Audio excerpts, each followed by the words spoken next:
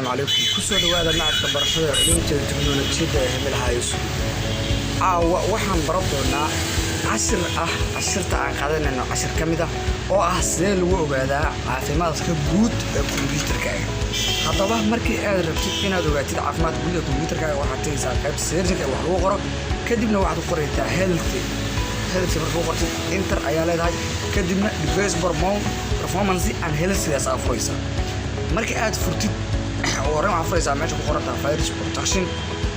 adeegyada fiirisa home taabanina home taabano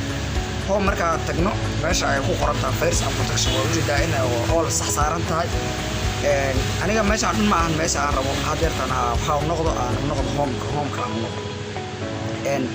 home markii aan tago halka ay ku qoran tahay device performance and health aad ku rufanaysaa halkaas ayaad furaysaa waxaa jiro qaab kale oo aad ku soo gali kartid oo waxa dhaysaa window and security saasuu kugu soo baxaysaa isla meesha aad ku keenaa waa ujeedaa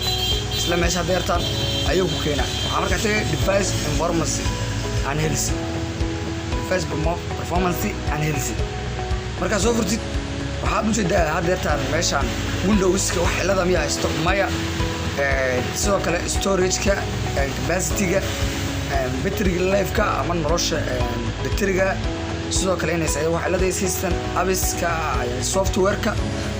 sidoo kale ayadana wax cilada inay halkaas ayaa laga fiirshaa haddii ciladu ay haysato meesha hadda hoose ay ugu qoran tahay nooda waxaa soo geli doona cilada haysato halkaas soo geli doonta marka waxaa ujeedaa kombiyuutarkan iskaanka markii la marshay ugu dambeeyay saddexdii bishii saddexaad 19/2021 waa maanta bishii saddexaad 19/2021 ee ujeedaa absadiisa maanta software-kiisa battery life-kiisa storage-kiisa wax dhan inay nadiifiyeen haddaba haddii kombiyuutarkaaga ay ka qabsato cilado